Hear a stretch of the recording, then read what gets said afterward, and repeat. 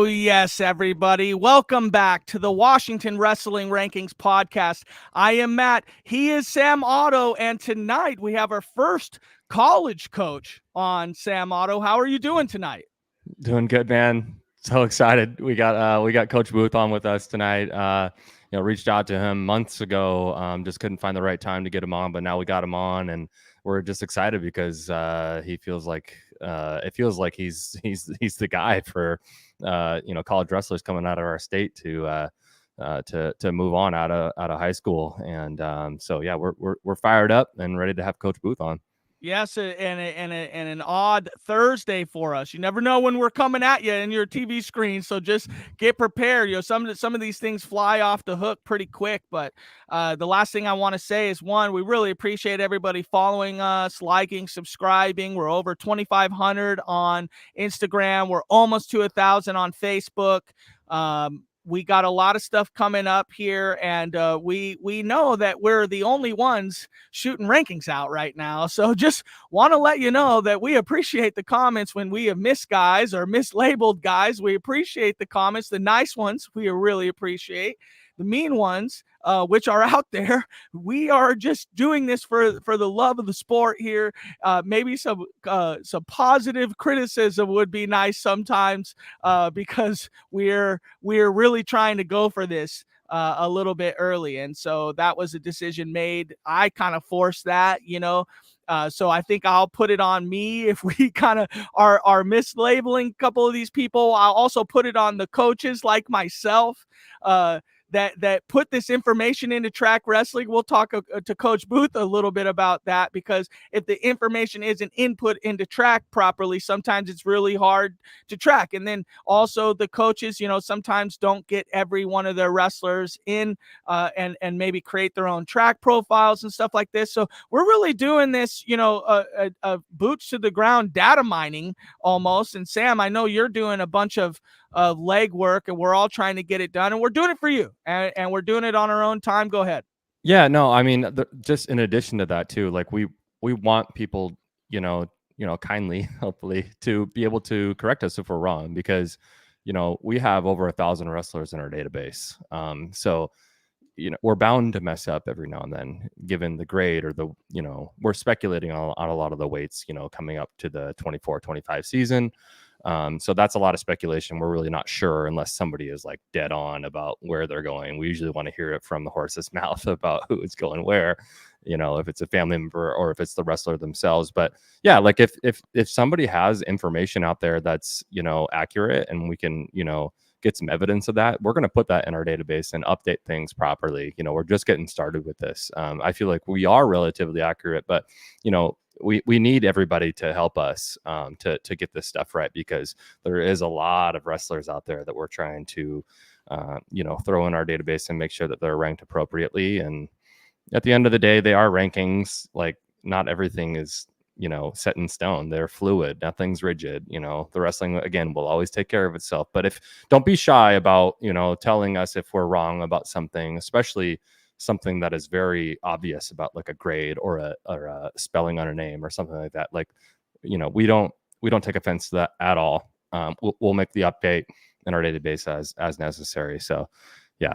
And we know the rankings matter to you people. I mean, they matter to us too. That's why we really started this endeavor. We wanted to make sure that not only were they out, but they're consistent, they're correct, and we're really starting our journey on that. And we know that, the parents care too, the moms, the dads, the aunts, the uncles, the grandmas.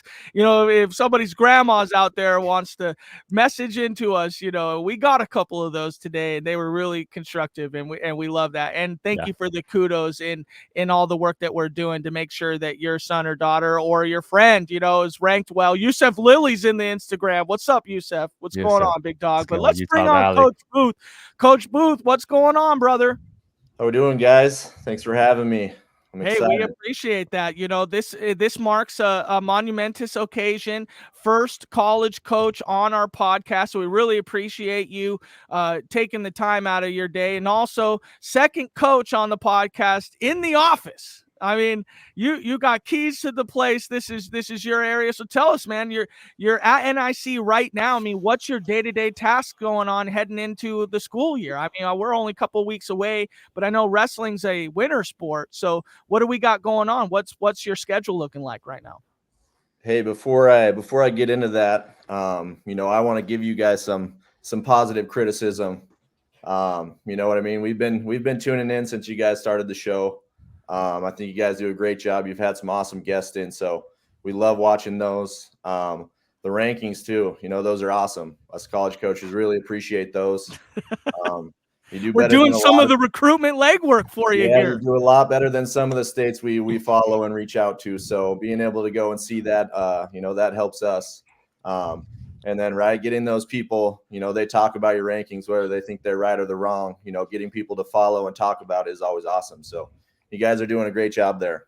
Much Well, appreciated. thank you, Coach, for saying that, and that's something we want to get into a little bit later on the recruitment. But back to my question, Coach, is what we're school hasn't started yet. I don't think we're a few weeks away, or has it started? Or We did start, yeah. So we started on Monday, right? So week 1, right? All of our guys are here.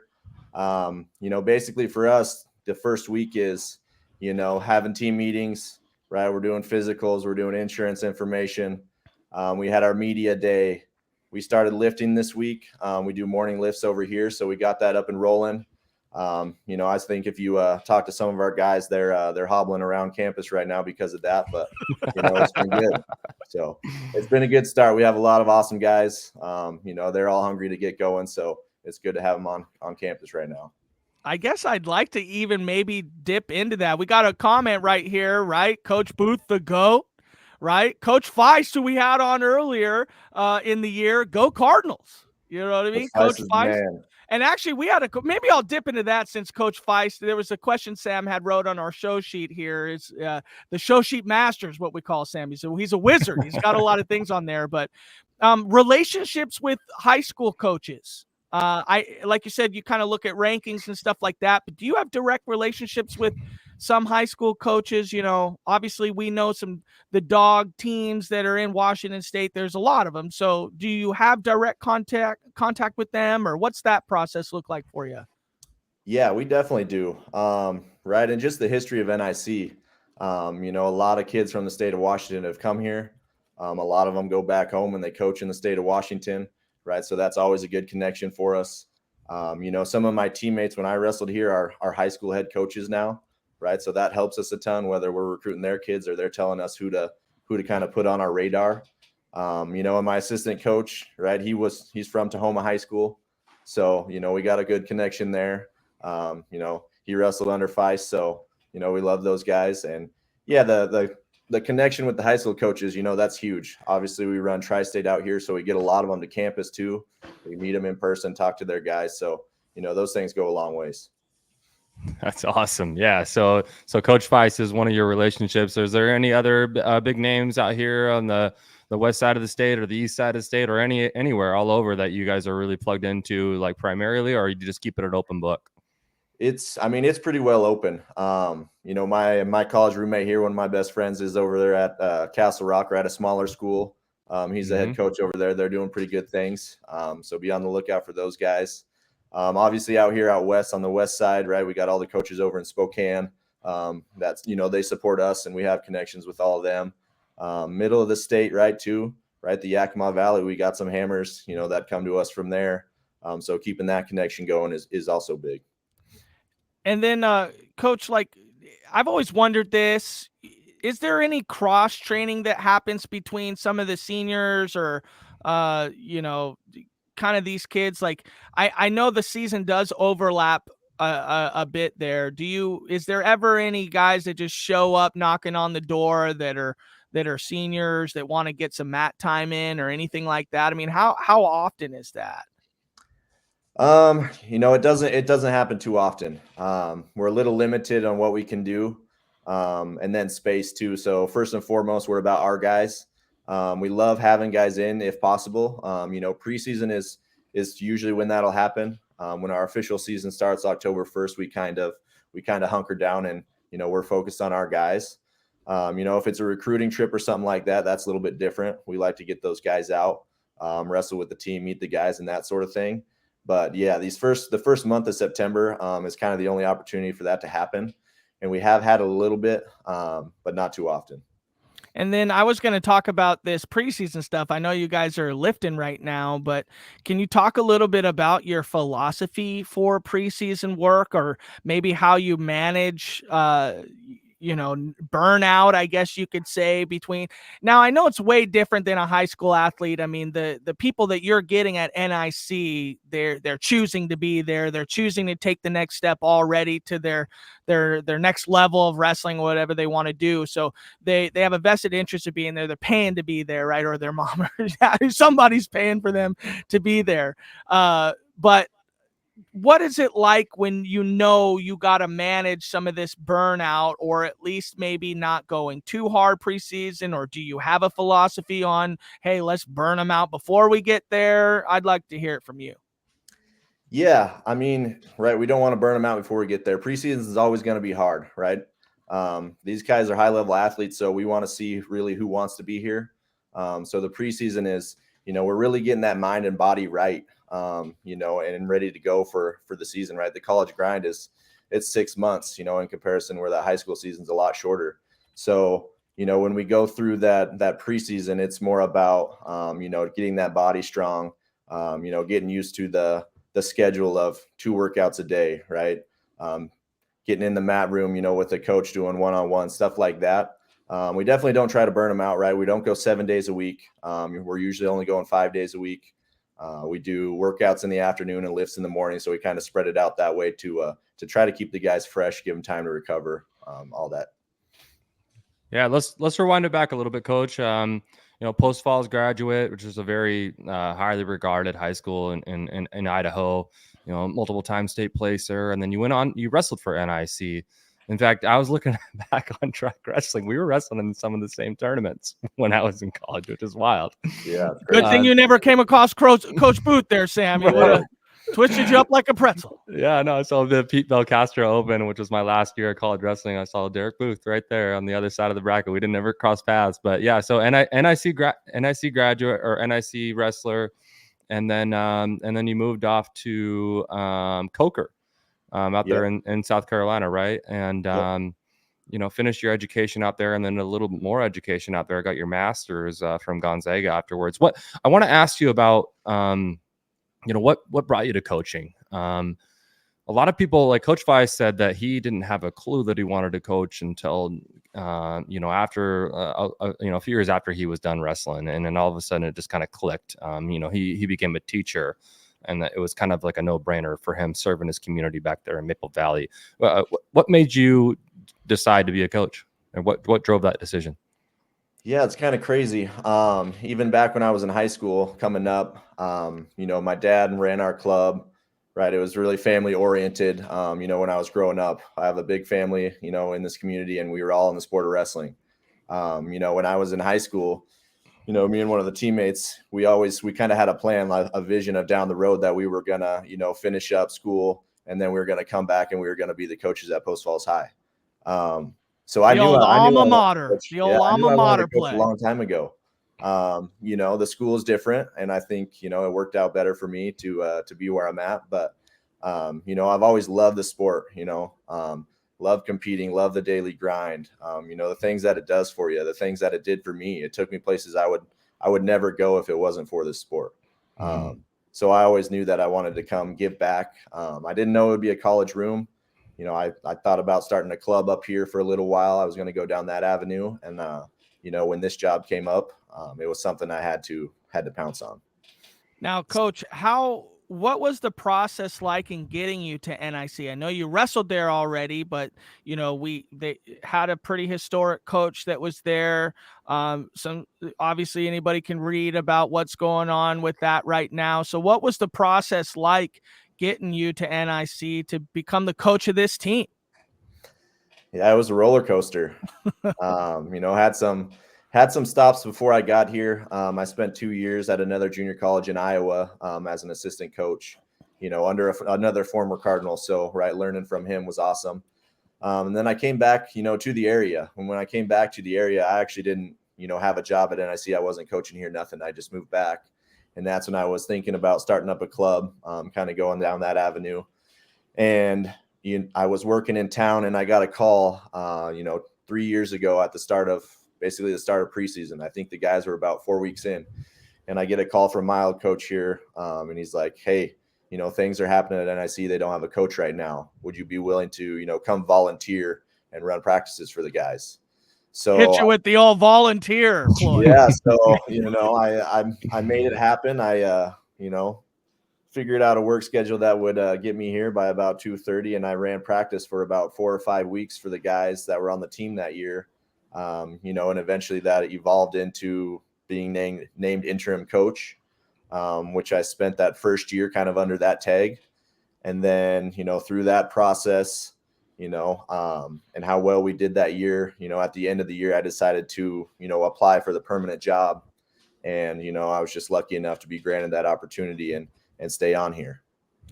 I think I want to kind of list this out. So you're heading into NIC for is it your third season now? Yeah, third season, second as the full-time head. That first year, right, I was the interim coach. But yeah, third season. Okay, so you helped lead the Cardinals to 5th and 6th place for nationals as a team, coached 10 All-Americans and 1 national champion, led the Cardinals to their first Region 18 team title since 2013, named Coach of the Year at the Region 18 tournament. Those are some pretty successful first couple years, Coach. In a little bit of reflection, just as a coach, was there a couple? Let's talk about maybe a high point and then maybe a little bit of a low point, and how you got yourself out of that. Like all those successes, right? The high points, I attribute, all those things to the guys. They're the ones that are achieving everything. We're just here to try to push them in the right direction. High points, right? Everybody looks at national tournaments, placings, all that stuff. I like to look a little bit past that as far as, who we're sending off, when they leave here, guys graduating, going on to 4-year schools. That's one of the biggest parts of my job is getting guys, to the next step. So that's kind of my high point, right? We've had all of our guys that want to move on to 4-year schools, get scholarship offers to 4-year schools. Which is huge. Some of them aren't even in our starting lineup, and they go, to their next stop, and, they're one of their guys there. So that's kind of the high point. The low point for me is, we only get 2 years with these guys. So, you create these relationships and you see all this progress, and, they're out the door, and you kind of got to restart. So, seeing some of the guys go is always hard. You get really close to some of these guys in 2 years, and then, they're out the door and somebody else's problem at that point. Yeah, I bet. There's a lot of high turnover out there. Yeah, Matt and I both did the JUCO route. Maybe 3 with a maybe red 3 shirt. with a red shirt. Yeah. Sometimes, we're lucky we get a third year. And if you're here for 3 years, you're pretty well in tune with what we're doing, and you're going to have some success. For sure. Yeah. So I was doing the show prep like Matt was saying, and I don't want to miss this, because it's I think it's really important for not only coaches but wrestlers to hear about your academics. You go and you get your bachelor's in physical education and exercise science, and then you move on, and you're back, in the Northwest, and you go to Gonzaga and you get your master's in sports and athletic administration. What do you take from that education back to coaching? I imagine it has a lot to do with student athletes, right?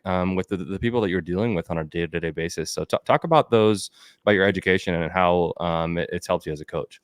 Okay, hold on. Coach Pete says the NIC coaches are amazing. They always take pics with me. Okay, Coach Pete, he loves the pics with you guys, Coach Booth. Yep, shout out Coach Pete. Yeah, awesome guy. We love him up here.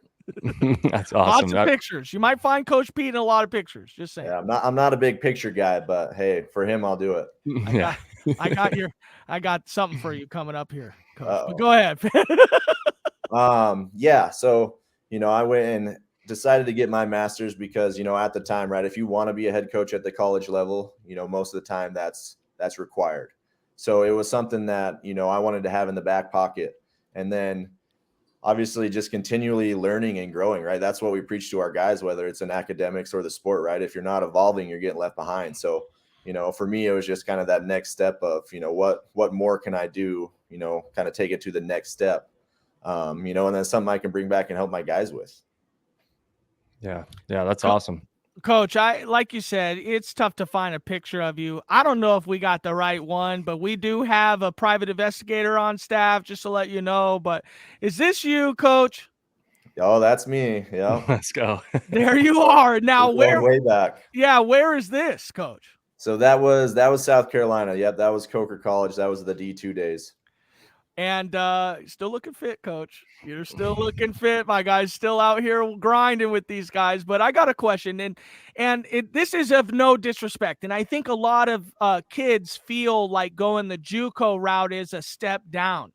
And we went the JUCO route, like Sam mentioned, and I found that from the more of the people that I have talked to, more and more I find that the JUCO route's a fantastic route to take for your life. I mean, it's pretty cool that you are a head coach that also went the route of getting transferred, going D2, continuing on in wrestling, ending up with the masters, back in your community, giving back to the community like Coach Feist had talked about.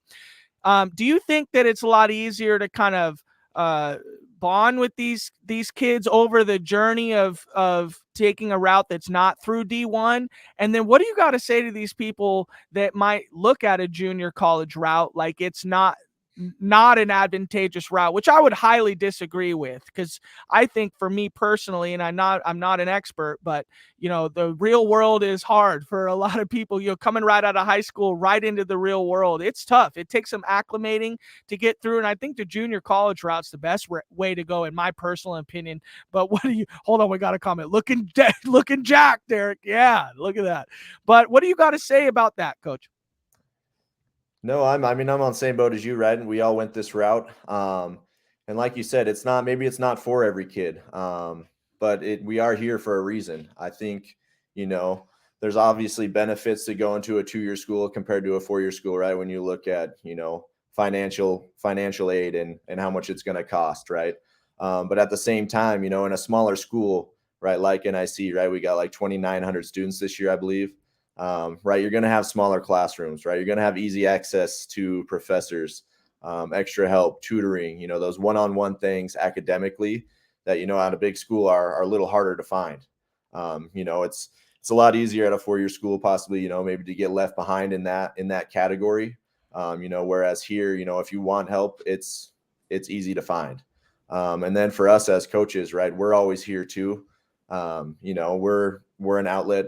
We all went to NIC, right? We've all been through it pretty recently, I'd say within the last decade, at least, maybe a little longer ago for me. But, we bled and went through the same, trials and tribulations as these guys did not too long ago. So, we really understand, what they're going through, not just, athletically, but academically, socially, all the above. So, yeah, there's a lot of benefits to the 2-year route. I'm not going to say it's for everybody, but I think it's a great outlet and a great avenue for kids to explore. I don't really like that D1 or bust mentality. Right? Go to the place that suits you the best. Yeah, and I think, and there's a gentleman that we're going to try to have on the podcast as well, but he coached the D2 Iowa team, UNI, over Iowa's D1 program as a D2. I think that was one of the first losses of the D1 Iowa program against a D2 school. So it's not to say, and you could still get to D1 from JUCO. It's not unheard of. I mean, let's say you're a D1 athlete, you just didn't pass clearinghouse. I don't know if clearinghouse is still a thing. Yeah. It was back in our day, Sam. I don't know if that's the term for it, but maybe you just couldn't get through clearinghouse and you had to take that's why I went JUCO. Just saying, Go ahead, Coach. You want to say something there? I saw you take a little breath. Yeah, that still happens. That's, that's still a route people have to take, right? Maybe they messed up, freshman, sophomore year of high school. They're trying to get back on track. They don't make the grades to get into Division I. And they come here, right, to get back on track to go take that next step. And like you said, right, people do make that jump from junior college to Division I, right? We just sent one to NDSU this last year. Nice. You know, and I think he's going to do great for them. So, you know, it's definitely possible. And you get both your, you get all the credits you would need to be there. So you're not really losing time for your college career. You're just taking a different route. And it's closer to home, which is a big deal. I mean, every wrestler we've talked to that has gone to school outside of the state said that they would probably stick closer if UW had a program, something like that. And then, you guys, NIC, there's a couple more colleges that popped up in Washington now that are at different levels. And so is Washington I mean, obviously it's an easy place for you to recruit. Yeah. Right. It's not too far from home. You know, and I think Washington's overlooked a little bit, you know, as far as recruiting goes, right. You know, we find a lot of hammers in the state of Washington that, you know, maybe aren't getting looks from places we believe they should be getting looks at. So, you know, we love being an outlet, right, where these guys can come to school. They can still go home on weekends, see family, kind of ground themselves. You know, those are opportunities that you don't get, you know, if you're across the country. And that's one of the things that, you know, being a community college, we try to harp on, you know, bringing guys from the Northwest, right? We try to build 75% of our roster from the Northwest, for those reasons. You know, we go and pick kids from other places, you know, to really bolster the roster and get different feels in our room. But, you know, recruiting the Northwest is big for us. And, you know, we like those guys to be able to go home and see family on small breaks and kind of reset and do those things. Yeah. Bring the laundry too. Sam was a big bring the laundry home guy, you know, never washed or showered during the week, brought it all home on the weekend. Yeah. No, I mean, to help your recruiting pitch, you know, both Matt and I went the JUCO route, like we already said. And, you know, even if I didn't pass through the NCAA clearinghouse, I really would have considered going JC. Mm-hmm. You know, it wasn't just that. You know, once I got there, I was like, man, like, you know, Highline was a college at the time, and now they're gone. But you know, it was only 45 minutes from home. So that's one, check the box, right? That has nothing to do with the NCAA clearinghouse. That's all we had, you know, in Western Washington. And NIC is still, you know, hop, skip, and a jump away. And then on top of that, yeah, like we said about financials and you know, being close to home, all those things, you know, other than the NCAA clearinghouse, I think there's so much benefit to being able to go to a 2-year school, especially around here in the Northwest when we don't have D1 programs, right? Like what is the closest one? Oregon State, right? Or in Utah Valley, right? Those are the two that we got left around here. So it really doesn't have to do, to me personally, for you know, as far as proximity goes, like, you know, you have to make that pick. And you know, if you want to go wrestle in college, you know, you have multiple options. And I think that you guys are, you know, one of those closer programs that is really doing a great job. I want to pivot to your assistants, because, you know, we kind of skipped over this with Coach Feist. We were very in tune with Coach Feist and his philosophy and his coaching and all that. And then he was like, hold on, pump the brakes here. I got to talk about my assistants. And so I want to do the same with you, Coach Booth. Talk about your assistants. I know you said you got one from Tahoma. Why don't you highlight them for us and tell them what they bring to the table for you?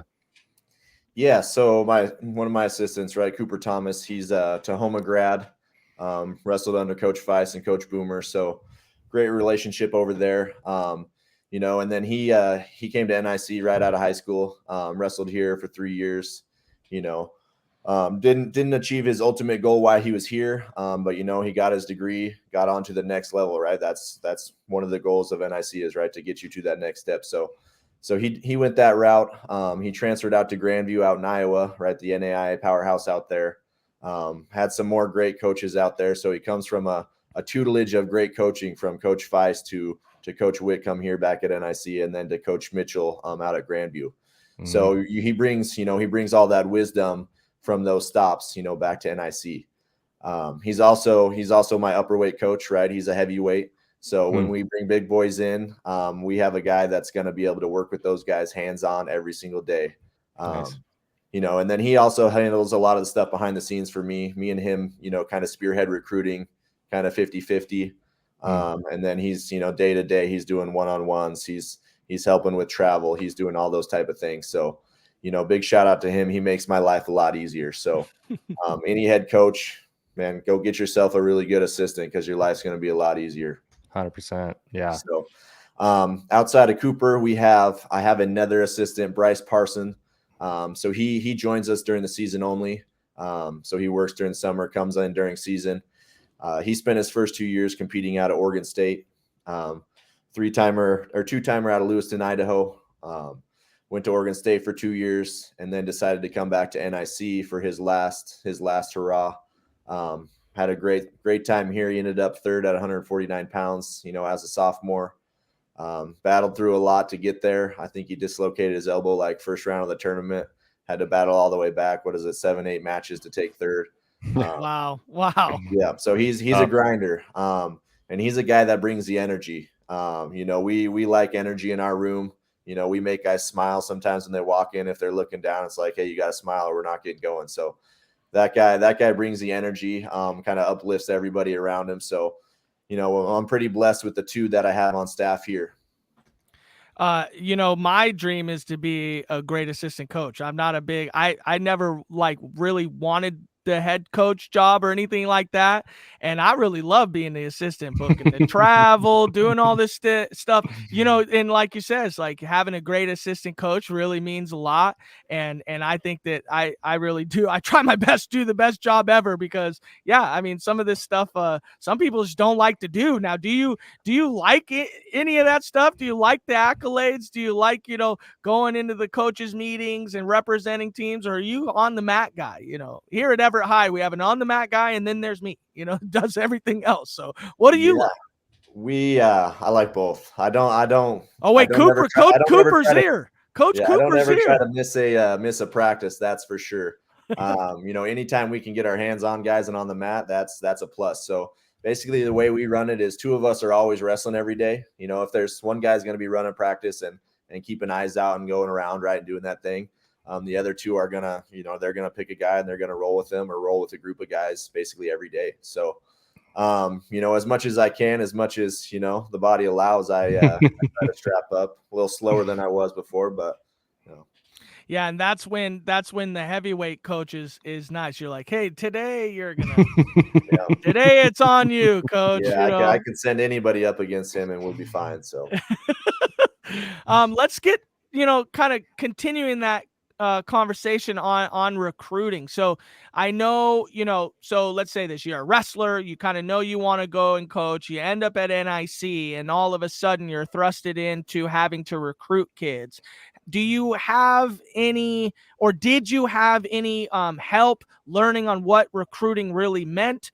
Are you still learning how to recruit? What are some of the things that you look for when you're out there recruiting? Yeah, so my 2 years out in Iowa, I was an assistant, right? And that was one of the big things was, right, when I took that job, I didn't know what recruiting was at all. So that was the first experience of, really digging into research and finding guys in pockets of the country and making phone calls, getting comfortable with talking to kids and talking to parents, because that's not an easy thing to do these days. So that was kind of the first thing, so I had some connections there and kind of got my feet wet a little bit before I took over here. But, moving from that school to NIC, that's, it's a different ball game. Right. The expectations here are a lot different than where I was at. So, the recruiting had to kind of take that next step. So that was basically, first goal when I took over was to, put our focus on the guys that were on campus first, right? Get things kind of right the ship, invest our time there. And then goal number 2 was to get on the road, right? Dig in, research, right? Especially Idaho, Washington, Montana. That was where we hit it really hard. And it kind of shows, we had, one of the best recruiting classes I think we've had in the last 10 years with, 7 true freshmen in the starting lineup at the end of the year and 5 of them making All-American status and coming back for us. So, the recruiting is obviously a huge deal. But at the same time, we can't overlook retention. We got to keep these guys around. It's easy for a guy to come in 1 year and then bounce. So, for us, it's creating relationships with our guys, with their families, that they trust us and want to be here for 2 to 3 years to, achieve their goals before they move on. Yeah, so I'm trying to put my recruiting hat on here a little bit. I'm I'm not a college coach, but I'm in the high school scene, and if we were recruiting, this is kind of one of those things that I was wondering about. When we were about to bring you on, I was like, Coach Booth, Coach Williams, they're out there at the T-Dome, or at some event. What does that process look like for you when you're like boots on the ground? Um, what are you doing? You're walking around. Are you mostly just watching matches, or you're really just like like I got like a list of 10 guys that I want to go and talk to? Like how does that process look like for you when you're at an event? Yeah, so we always do come with a list. We highlight the guys we want to go and see first. Right. And not a tournament, other guys will catch your eyes. But we always do have a list of guys we want to go watch compete. We want to see how they, their mannerisms on the mat, and I think by watching a guy live, you can really see how much he loves the sport. Yeah. And that's a big thing in recruiting. We want guys that love what they're doing. That makes our jobs pretty easy. So yeah, we go usually like at the T-Dome right at the end of the year at the state tournament. We know what guys we're looking for. We've been in contact with them for most of the year already.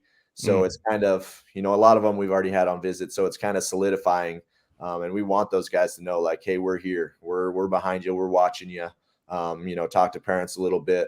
Just try to keep building that relationship, because that's the biggest thing.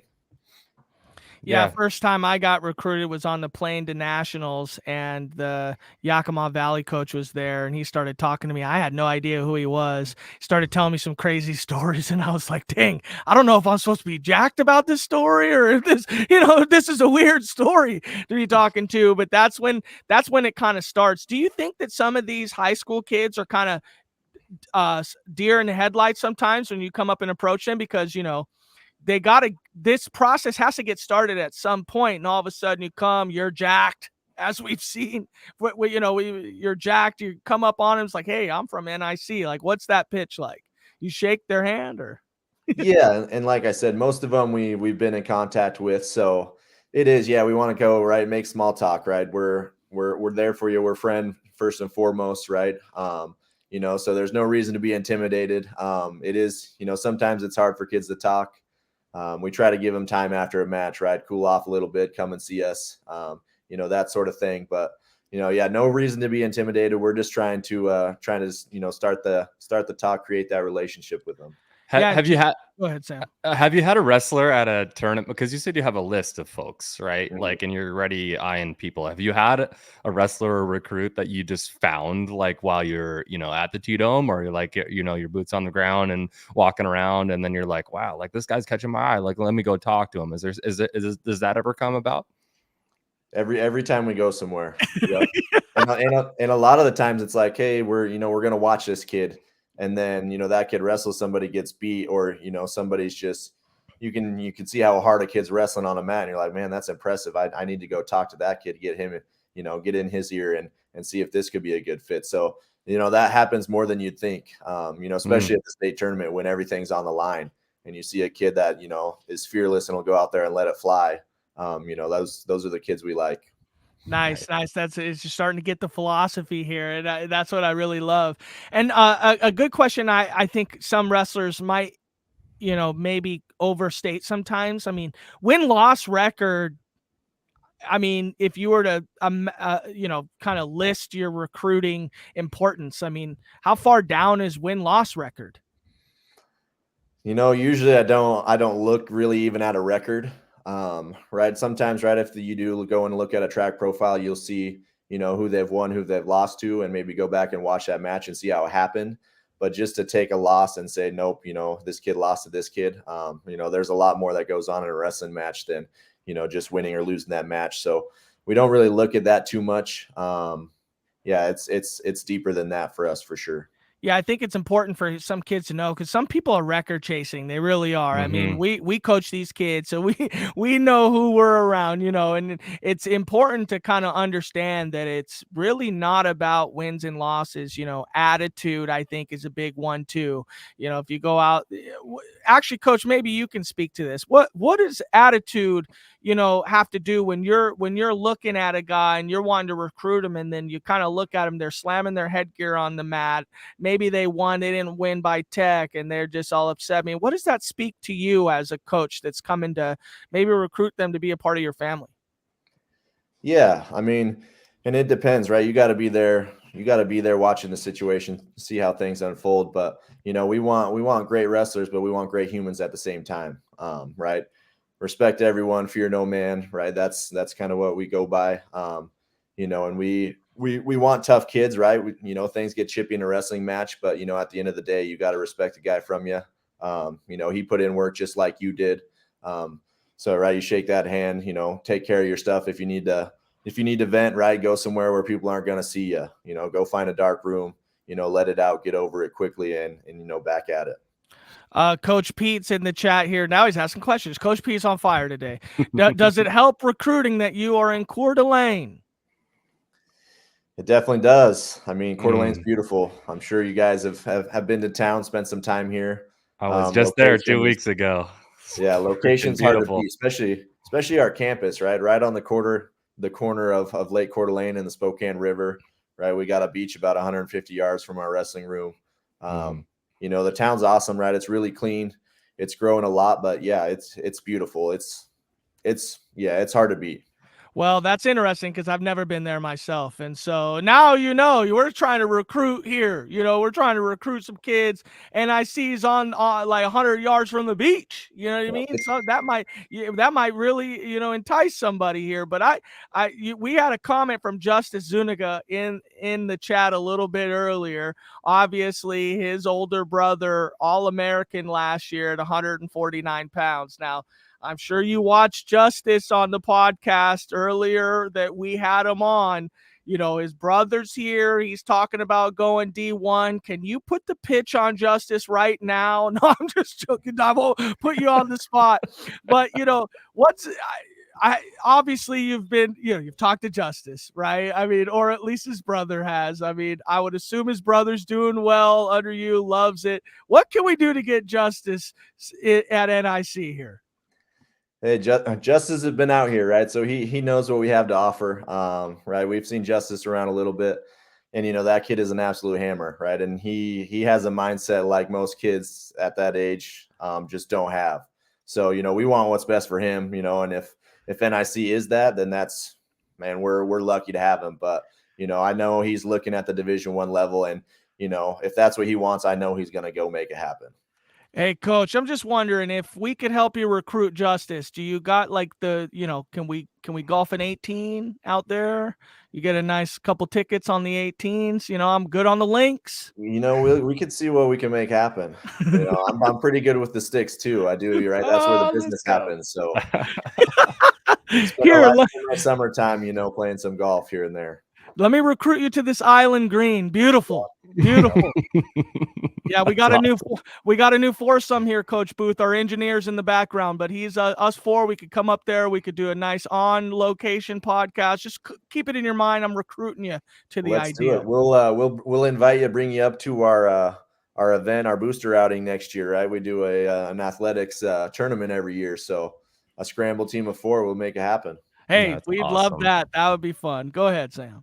Let's talk about your incoming class. This is, the relevancy of having you on, not only, proximity of NIC being, one of the closest, if not the closest, but Big Bend is sanctioned this year right now for JCs in Moses Lake, but NIC for the years past has been the closest JC, for us. And that's why you're getting a lot of Washington guys out there. But not only that, like, you guys have a very rich history. And it's kind of a no-brainer for a lot of folks to go out there. Talk about the recruiting class. We got a list of wrestlers, down on our show sheet here. The Owen Pritchards, Joe Sullivan, Zeke McEwen, Jack Logan, Daryl Leslie. How do you feel about this class right now? I know it goes beyond Washington, but talk about the Washington boys a little bit for us. Yeah, no, super excited. And right when you're putting a class together, sometimes recruiting is a funny thing. You're obviously, you got weight restrictions and where you're looking for guys and stuff. But at the end of the day, we're super happy with the crew that we got from Washington. a lot of like-minded individuals. I don't know what it is over there, but they all love the sport and they love to grind. So every kid that we got out of the state, we're expecting big things from them.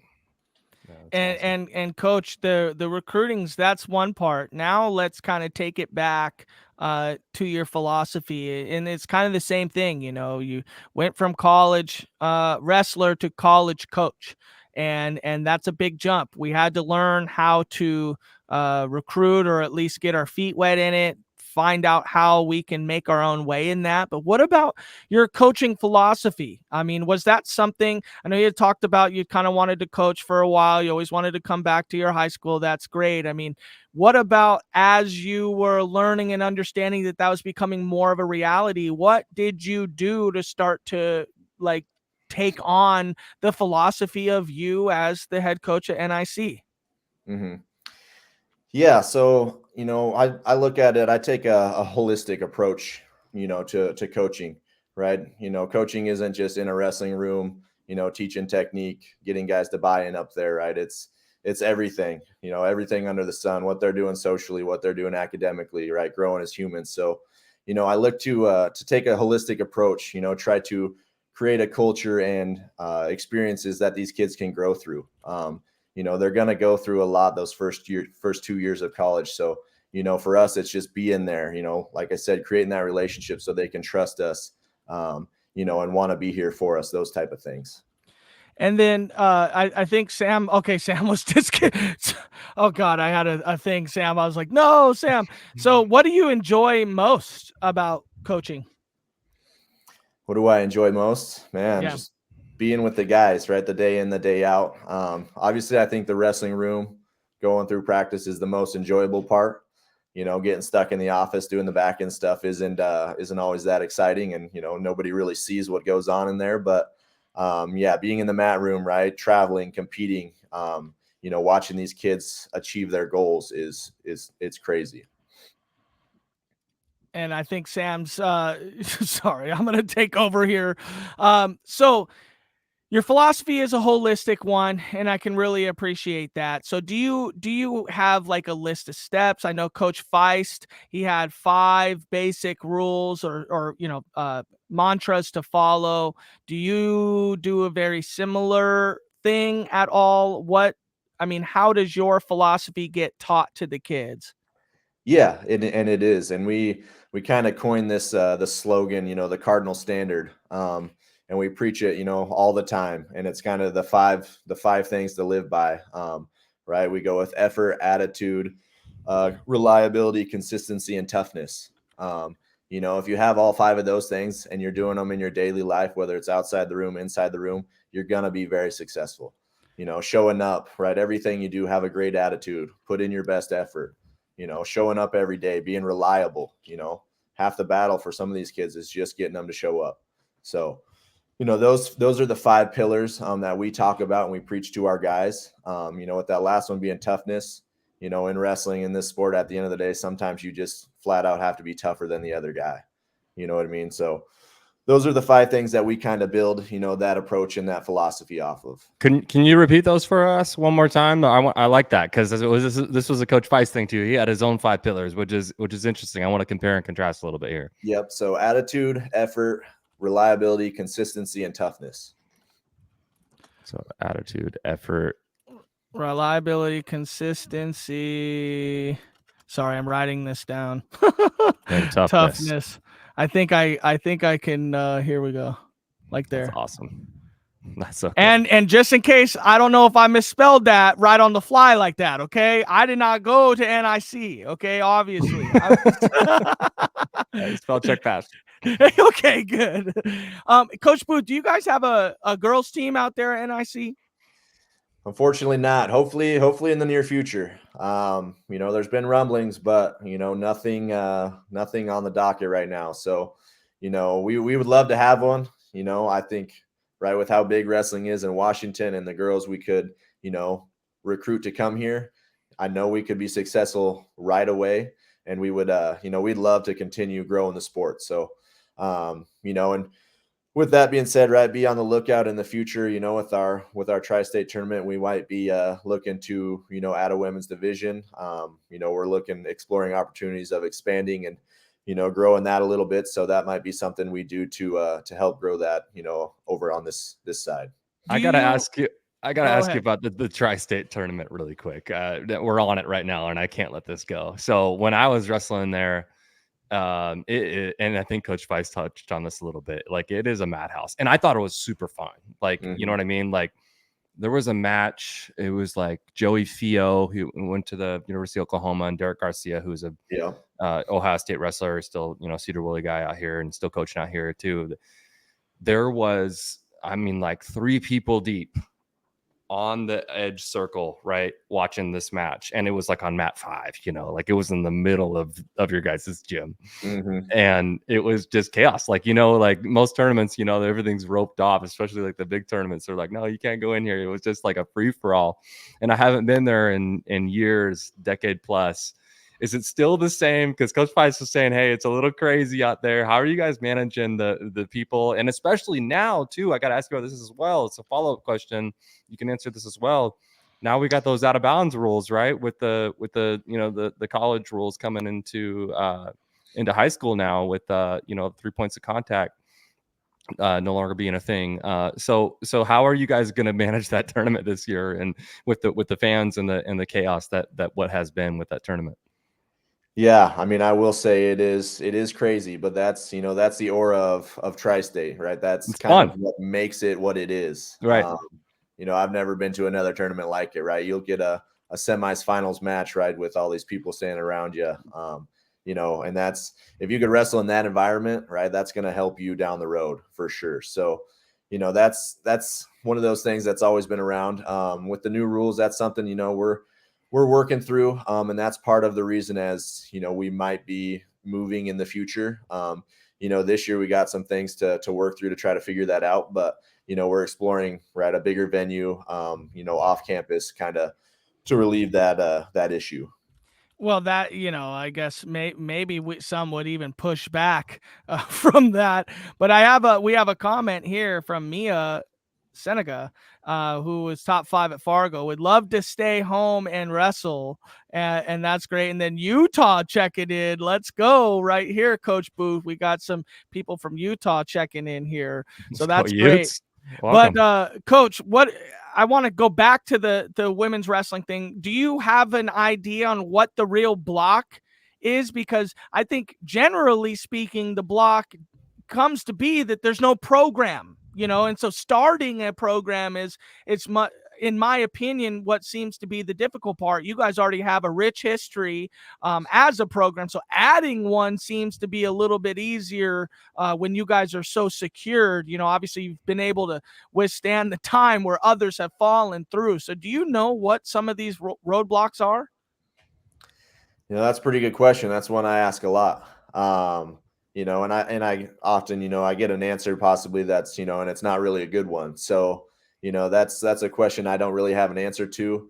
You know, we are limited on space here, right? I think, you know, if we really wanted to start adding sports, we'd need some more space, right? We don't have locker rooms available, so we'd have to figure out sharing. You know, our mat room isn't huge, so figuring out how to share that and timing, you know, all those things. I think, you know, that's a small part of it. But you know, I'm pretty hopeful that it's going to be here in the next, you know, handful of years. And Coach Boomer's in the chat. I saw Coach Boomer joined our Instagram live. So what's up, Coach Boomer? Appreciate you for joining us. But yeah, you know, sometimes I believe that it's a little bit of this cross training thing. I think the girls and the boys probably would have no problem cross training, but I think the administration, like you mentioned, you know, splitting time, making sure both can come into one mat room. Wrestling already, you know, it seems like we get the you know, we get the short end of the stick sometimes, is how it kind of feels, you know, athletically. But what's your guys' attendance like over there? I mean, how are you guys able to stick around? Well, what are you guys doing? You know, we have, I mean, just with that rich history you're talking about, right? We have alumni all over the country. We have great support with our alumni and people that, you know, went through here, you know, love Coeur d'Alene, love NIC, and they decide to stay in town. So, right, you come to a home duel at NIC, and it's going to be unlike any other junior college, right, venue that you probably go to. We try to make it a show. We try to have fun with it. We get really good crowds. You know, we travel other places and we're wrestling with, you know, in gyms with lights on and nobody in the stands. So, you know, when we do it, it's lights off, right? It's a smoke machine. It's, you know, 300-400 people in the stands watching, you know, especially in some of those rivalry duels. So, you know, it's just the support from the people that have been in this program that came before us that, you know, want to get back and want to see us keep doing well and, you know, sending those kids to that next step. Maybe this guy and I could come do a live stream. You know, we're going to get our feet wet this year at a Tahoma duel. Maybe we can make the journey, you know, throw foursome on the golf. I mean, I'm just loving this trip to NIC. I'm Hey, trying to 100%. plan it. We got all the teams right on the home schedule. We got Big Bend, we got Clackamas. So, you know, you're welcome to come to both of those. I think we'll show out for both of them. So, you know, if you come over for the Clackamas duel, that's kind of unlike any other. You know, that's the best environment in wrestling right there. Yeah, I remember, man. I mean, even back in the day when we were wrestling, Coach Booth, I went over to NIC, and that environment was so fun. And you know, part of the thing that I kind of lost the love a little bit for wrestling, you know, being a, you know, kind of like the guy, you know, a little bit in, you know, in the state for a while. You know, we had a really great fan base at my high school, and, you know, the T-Dome is a spectacle itself. And then I went to Highline, and it, you know, it's gone now, but we, at the time, and this is no disrespect to my coaches or the coaching staff or the administration, we just didn't really have the support, and it wasn't the same for me. And that's I kind of, you know, fell a little bit out of love for the sport a little bit. So it sounds like you guys are doing a good job. And I know that's kind of a challenge in the sport a little bit, right? With wrestling is getting those folks to come out to your matches. Maybe not so much for you guys, right? Because you have a really strong community and a great history.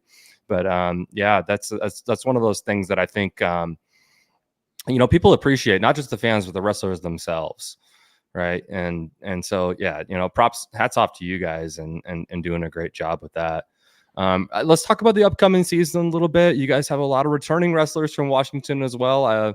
You know, I'm going to go on my soapbox here for a little bit, because what we'd love to do with our account and our podcast is recognize the folks who are doing a great job. And we really don't touch on our college athletes that much. So Elijah Cater from Silas, he's returning at 125, right, from Silas High School.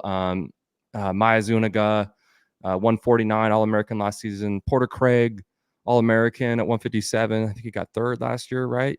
Yep. And then Conan Northwind from Granger, All-American last year at 174. And then you got Jake Hudley from Hanford, Logan Massey out there in Port Townsend. Talk about those guys from Washington that are coming back, and how excited are you for this upcoming season? Yeah, I mean, it is exciting, and you know, those guys, right? They had great freshman seasons. You know, none of them achieved the goal that they really wanted, right? So they're coming back for round 2, and you know what I can say is round 2 is going to be fun to watch. They've all made some big jumps. You know, some of them stayed in town, and we got to see them throughout the summer. Some of the other ones, right, coming back, but you know, those guys are 4 of our leaders right on this team in this room.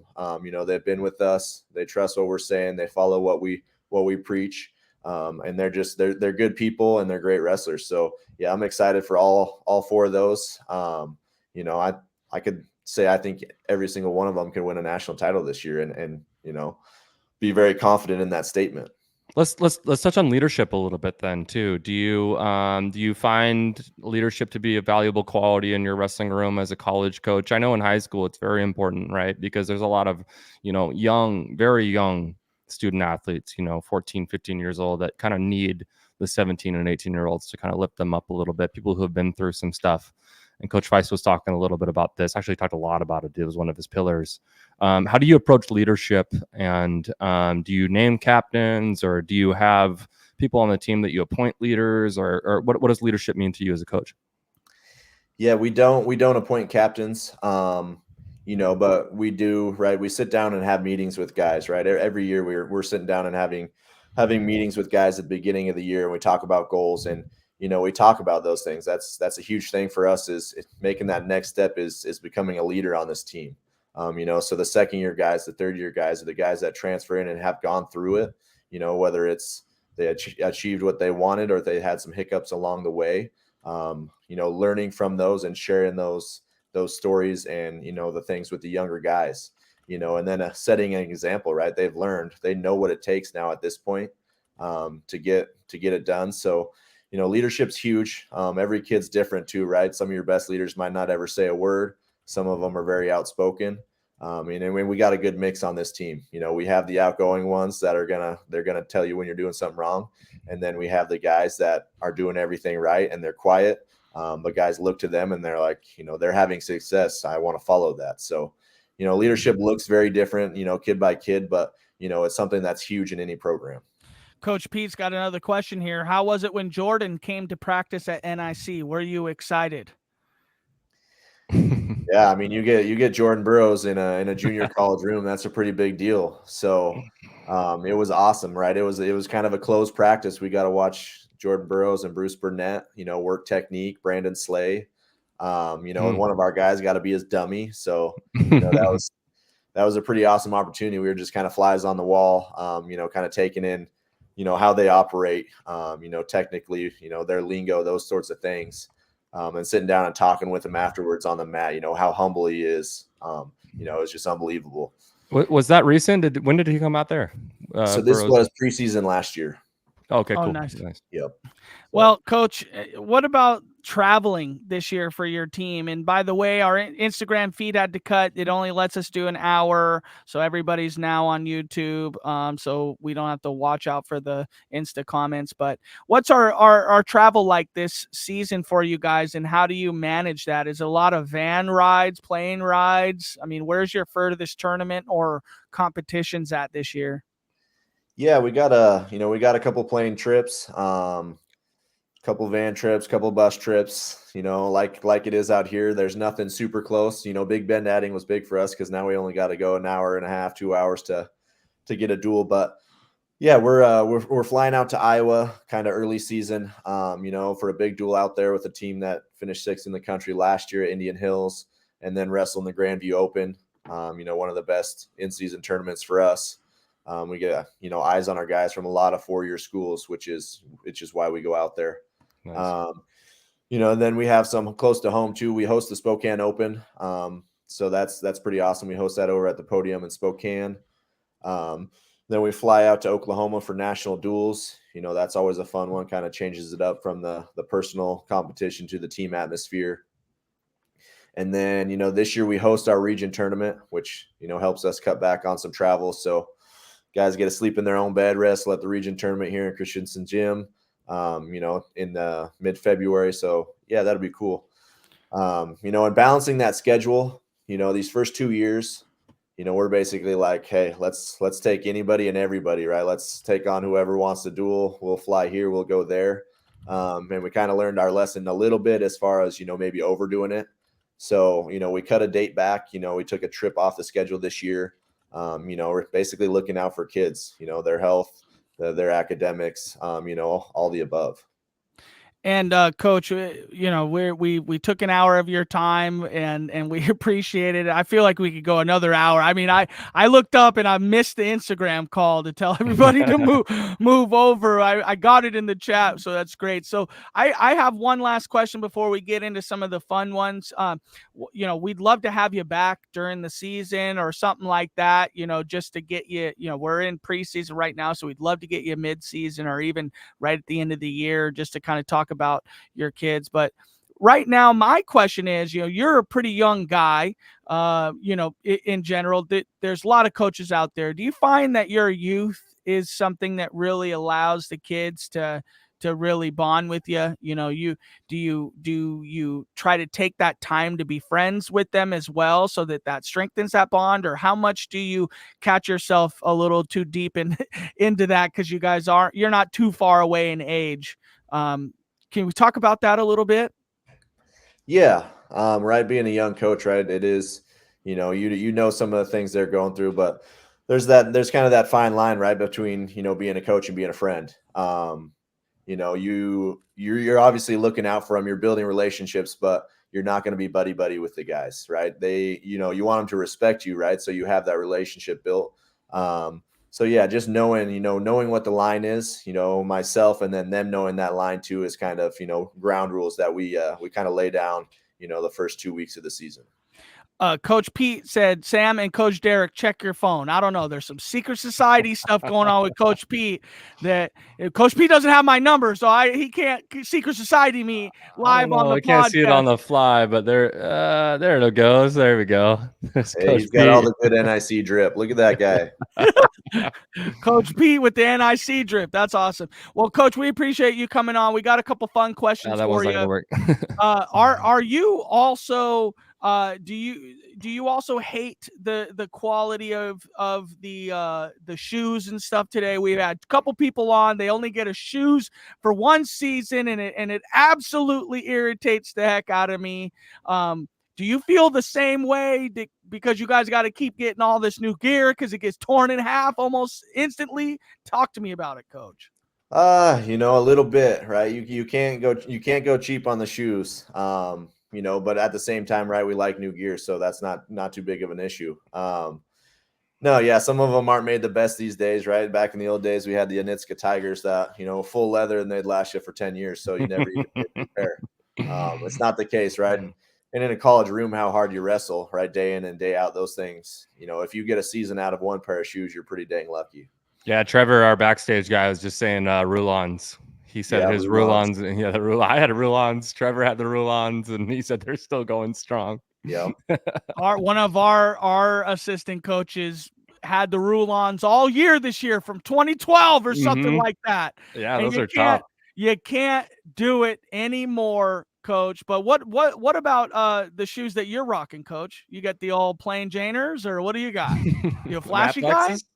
I got a lot of feet heat in the locker. I'd say I got about 12 pairs. So, I usually don't wear the same shoe 2 days in a row. Nice. 12 pairs. I got some of the boutique shoes. I got the Inflix. I just bought the new ASIC Gables that came out. So, I like shoes just like the other guys. Nice. Shoe head. Dude, I love it. Let's ask about, food for the wrestlers is always like a really fun topic. For folks who are cutting weight, like that's always a hot one. What about as a coach?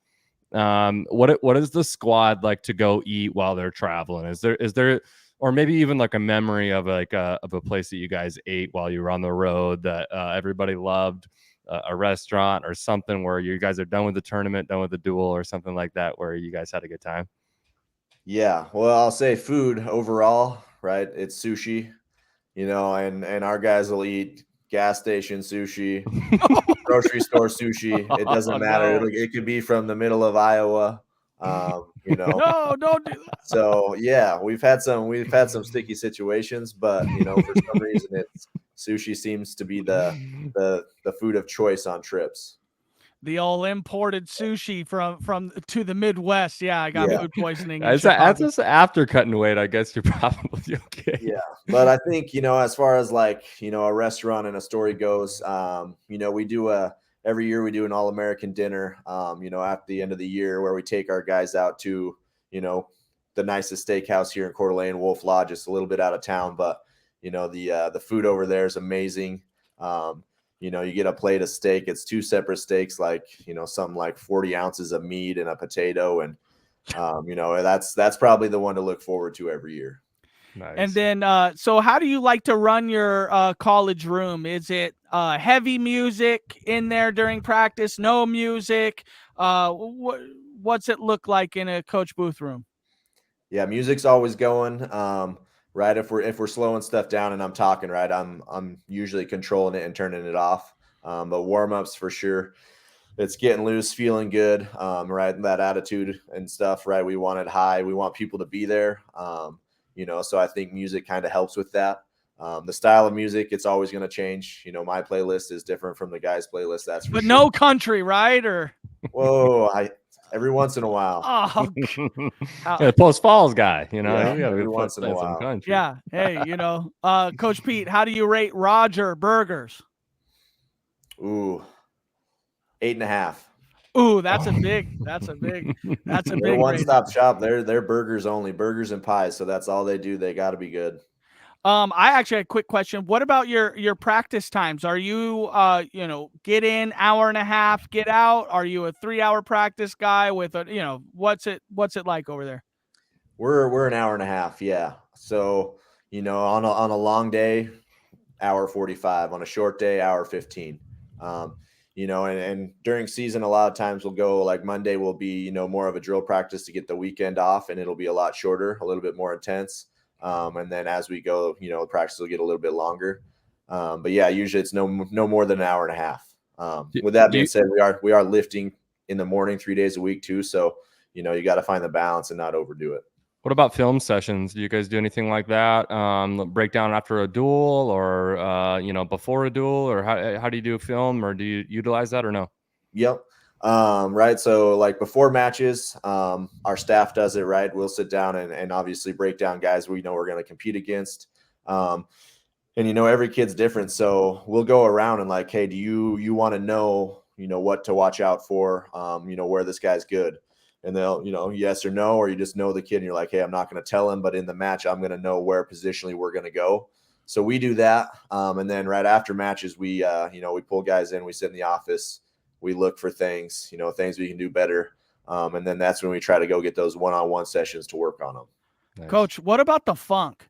You guys get funky at NIC. I mean, how much do you, how much do you guys train just being in weird scramble positions? Not a whole lot. Not a ton of specific training. I'd say there's a lot from like a single leg waterfall position, grabbing far ankle and going, because it's so frequent. So obviously we're in that position. But these kids, a lot of them come in with a feel for that. So we don't have to, go over it too much. Kind of just some fine tuning in certain positions. As far as that funky stuff goes. Big fan of the funk over here. Nice. Yeah, hey, it's evolved. It's pretty crazy how fast it's evolved, even from you were just in college just a little bit ago, and even to today it wasn't very far, but all of a sudden it seems like it's a completely different atmosphere on the wrestling mat today, and it seems like Washington State may be a tad bit behind sometimes at the collegiate level as far as some of that goes. I don't think we have a lot of coaches that are putting any emphasis on it. I could see it changing, obviously, and we have to evolve, like you said, or you get left behind. But Yeah. Sam, I think we got one last question from you, and then we'll wrap it up, Coach. Yeah, we just want to know: are you guys are coming back to the state tournament this year? Yeah, we'll be there for sure. Yeah, because I know that's like it's before you guys go to your qualifier and all that, right? But you make time for it every year, right? Yep. Yeah. So me and Cooper are going to be there every single year that it's happening. So we won't miss it. Right. Right on. We got some media passes this year, so we'll be on the floor, but we'll make some time to come say hi to you for sure. Awesome. Yeah. I look forward to it. Hopefully we can see you guys before that. Like I said, if we can get you out here, do a little call or something on one of our duels, we're definitely for that. We're going to be swinging the clubs out there. Matt's never been to Coeur d'Alene, which is wild too. So okay. Yeah, we got to set up a visit. Let's get a recruiting visit going. Yeah. You got eligibility left? Well, I haven't seen under 100 in quite some time myself. So, is it a tough course or we play a scramble? We find it's a resort course, so they make it easy. They want you to come back and pay the money. Okay. Well, that's cool, Coach. Thank you so much for coming on. Final words from you, Coach. What do you got to say? I appreciate you guys. Keep spreading the word of NIC for us. We love Washington wrestling. We'll be recruiting it hard. We look forward to watching the guys, the high school kids compete this year. And like I said, I appreciate the support for us and all of our Washington guys on our roster. So, stay tuned. Big things in store for this year. The expectations are high. So we're excited. And that's about all I got. Yeah, well, thank you so much for joining us. Coach Pete says, great show, guys. God bless you all. Bless you, Coach Pete. That's awesome. And Coach Booth, you are completely okay to sign off right now. Thank you for joining our podcast, and we will see you in the future, my friend. Good luck this season. Awesome. Thank you guys. Have a good one. Yeah, Appreciate thanks, it, Coach. You know, I keep wanting to say the shoes, man. What's up with the quality of the shoes here? I mean, it's absolutely atrocious, the quality of the shoe, Sam. Yeah, But he's our generation too, so it's not just us. He's saying the same thing. You know, they're nickel and diming us out here or something, you know, these days. I don't know. Maybe the material cost is getting too great or something. They got to keep selling shoes. But yeah, we got the good ones for sure. I thought that was a fantastic podcast. I mean, you couldn't have, it seemed like Coach Booth's a great guy, great guy. I'd love to wrestle for him. Apparently NIC's on the water or close to the water. I never even knew. I mean, a lot of people don't. I mean, that's the kind of thing we talk about all the time. A lot of people don't know avenues to go. People don't know, how to get there. Follow us. We'll keep kind of drumming this stuff up and trying. Dude, like if they get a visit, like I think that is such a pull for them. You know what I mean? Like because you haven't been there, Matt, but like it is so nice. Like it's like you've been to Chelan, right? Yeah, of course. Okay, so it's like Idaho's Chelan. That sounds fun. Sounds like a good time. Dope. I'd love to be there. Coach Pete, we could go with Coach Pete. Apparently Coach Pete's well known out there. He's well known out there in Idaho. But Sam, final thoughts, my friend, as we wrap this up. I mean, first college coach, super fun. I mean, and he's stealing all our guys. I don't know. I was a little reluctant to have a Idaho guy on. He's a post fall guy, but what a great dude, man. Like he's obviously doing a fantastic job out there. He's recruiting well. And, they have such a great thing going for them. And we really want to promote the sport in general. And, NIC is kind of one of those things that falls under our umbrella of our brand that helps us promote this sport, right? It helps, guys to get out there and take the next step into wrestling in college, especially because it's close to home. And Coach Pete has a house there on the lake. Coach Pete's got a brother with the house. We could do the thing. It all makes sense. This is great. I love it. Trevor, if you can get that picture up there, I think we could almost get it here. But yeah, we could do a podcast on the lake. Yeah. You know what I mean? And another thing though, we really want, I don't know if Matt can get out there, but for folks who are curious, we are really trying to push to get to some events this year, and Tri-State is, if not the top of the list, it's up in the top 3. So we want to get to the very least to the finals at Tri-State and do some type of live stream out there for you guys. So folks who can't make it out to Coeur d'Alene, I know people come from all over to go wrestle out there. We want to set some stuff up to do some post-match interviews and maybe some play-by-play out there if it's possible. We're really pushing for that in year 1. I know we're just starting with this thing. It'll happen more and more, in years to come, but definitely one of those things that we want to get out there and do and go see Coach Booth and go see all those wrestlers that out there that are showing out in our state doing the Tri-State thing. So, well, thank you everybody for tuning in. We got some big brand things coming into the fold here pretty soon. Tyler, thank you for sending that comment that we should go out there. That was on our list already this year. We just reinvested a little bit of our own resources. Hold on. Tyler Jack is our Deer Park insider, by the way. He's given us a lot of inside information on where those Deer Park wrestlers are going, and we need it.